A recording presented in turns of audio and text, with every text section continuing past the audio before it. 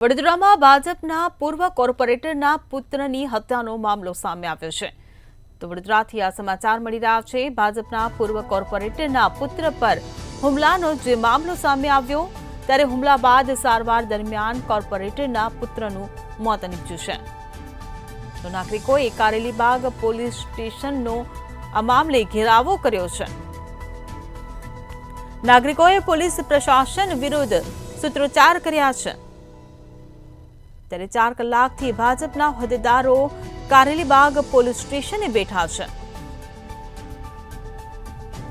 તો વડોદરાથી આ સમાચાર મળી રહ્યા છે। ભાજપના પૂર્વ કોર્પોરેટરના પુત્ર પર હુમલાનો જે મામલો સામે આવ્યો, હુમલા બાદ સારવાર દરમિયાન કોર્પોરેટરના પુત્રનું મોત નીપજ્યું હતું।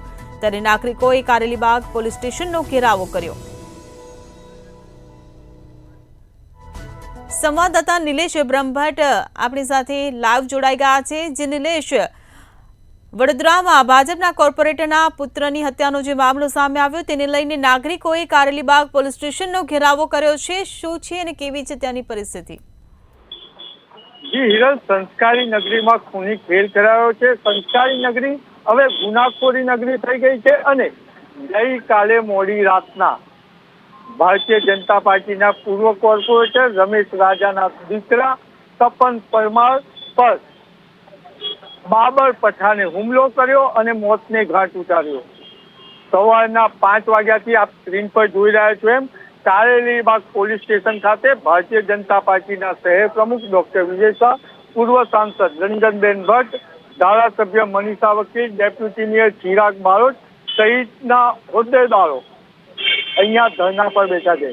અકોટાના ધારાસભ્ય ચૈતન્ય દેસાઈ હોય કે વોર્ડ નંબર 13ના જાગૃત કોર્પોરેટર જાગૃતિ કાકા હોય, છેલ્લા 5 કલાકથી ધરણા પર બેઠા છે। ત્યારે સવાલ એ ઉભો થાય છે કે ભારતીય જનતા પાર્ટીની જ સરકાર હોવાની અને ભારતીય જનતા પાર્ટીના ઉચ્ચ હોદ્દેદારોએ ન્યાય માટે 4 કલાક ધરણા પર બેસવું પડે એ કેટલું યોગ્ય?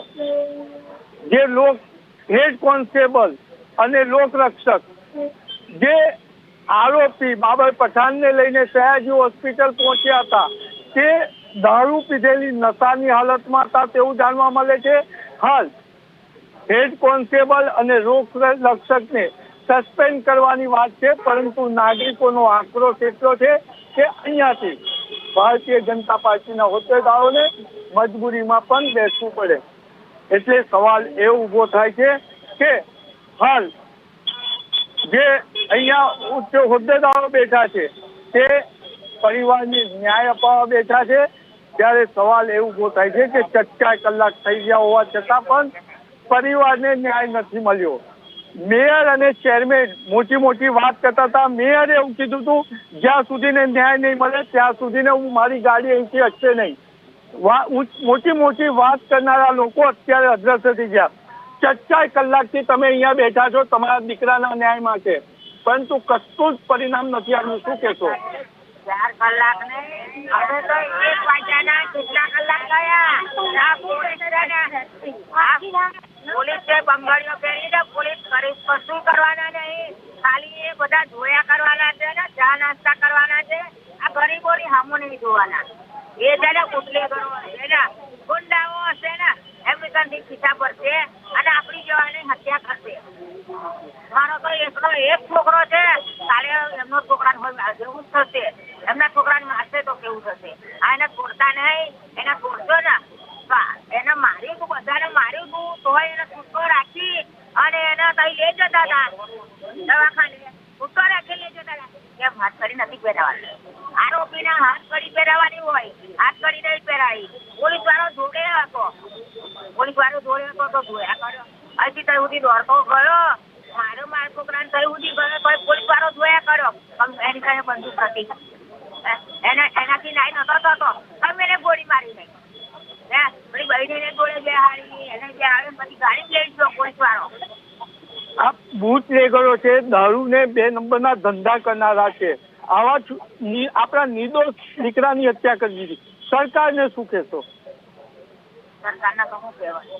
સરકાર તો કોઈ પગલા નહીં લેવાના, કશું નહીં કરવાના, કોઈ મોટી વાતો કરશે, કશું નહીં। અમારા તો મારો છોકરો જોઈએ, મારો મારે તો મારો છોકરો જ જોઈએ. મારો છોકરો થઈ દવાખાને હું કોણ તેને લઈ આવો.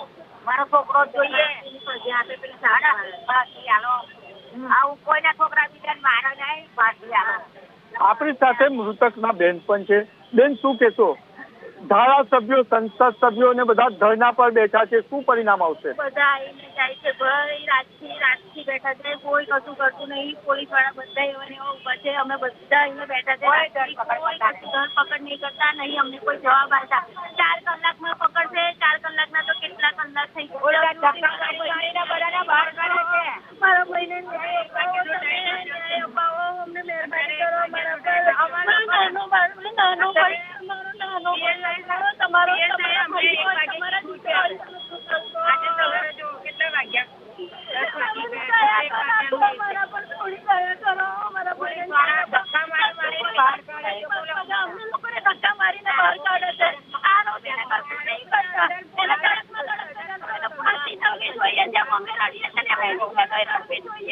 અમે કેટલું સહન કર્યા. નાનો ભાઈ ગુનેગાર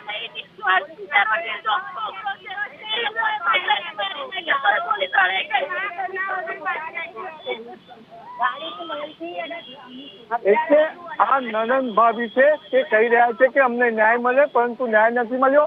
એક બાજુ ભારતીય જનતા પાર્ટીના ઉચ્ચ હોદ્દેદારો ખુરશી પર બિરાજમાન છે, ત્યારે પરિવાર ન્યાય માટે આક્રંદ કરી રહ્યો છે અને સંસ્કારી નગરી એ ગુનાખોરી નગરી બનતી જાય. સવાલ એ ઉભો થાય છે કે સંસ્કારી નગરી કહેવાતી કલા નગરીમાં રોજ મર્ડર થાય છે, ખૂન થાય છે, બળાત્કાર થાય છે, પરંતુ ગૃહ રાજ્યમંત્રી હર્ષ સંઘવી નો આ પ્રભારી વિસ્તાર છે, છતાં પણ પોલીસ કાયદાનું કામ નથી કરાવી રહી કે કાયદાનું પાલન નથી કરાવી રહી. જે બાબર પઠાણ છે તેનો ભૂતકાળ ખૂબ જ કુખ્યાત છે.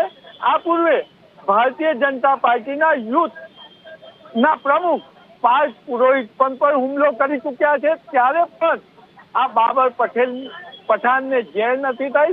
હવે મોડા વડોદરા મહાનગરપાલિકા જાગી છે અને બાબર પઠાણના ગેરકાયદેસર બાંધકામોની તપાસ કરાવી રહી છે, નિરીક્ષણ કરાવી રહી છે, પરંતુ ક્યાંક ને ક્યાંક સુપ્રીમ કોર્ટનો આદેશ પણ છે. હવે મહાનગરપાલિકા બાબર પઠાણના ગેરકાયદેસર દબાણ પર બુલડોઝર નહીં ચલાવી શકે, પરંતુ જે એના ગેરકાયદેસર અડ્ડા છે એ તો બંધ કરાવી શકે છે ને. આવું પરિવાર પૂછી રહ્યું છે. પરિવારના સવાલો છે, હોદ્દેદારો બેઠા છે, પરંતુ કોઈ પરિણામ નથી આવ્યું. પરિવાર આકલન કરી રહ્યો છે. એમને તપન પરમાર ગુમાવ્યો છે, પરંતુ બીજા કોઈનો લાડક વાળો ના ગુમાવવો પડે એટલે દલિત સમાજ કારેલીબાગ ખાતે ભેગો થયો છે. અહીંયા હવે હિન્દુ સંગઠન પણ ભેગું થવા માંડ્યું છે. આપ સ્ક્રીન પર જોઈ રહ્યા છો, અહીંયા હિન્દુ સંગઠનના પ્રમુખ પણ ઉભા આવ્યા છે.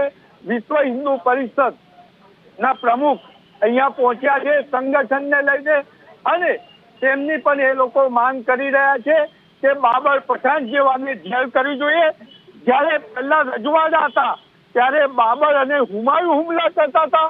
આજે હિન્દુ રાજ છે, તમારું હિન્દુ રાજ છે, તો પછી તમારે કારેલીબાગ પોલીસ સ્ટેશન ધરણા કેમ ધરવા પડે?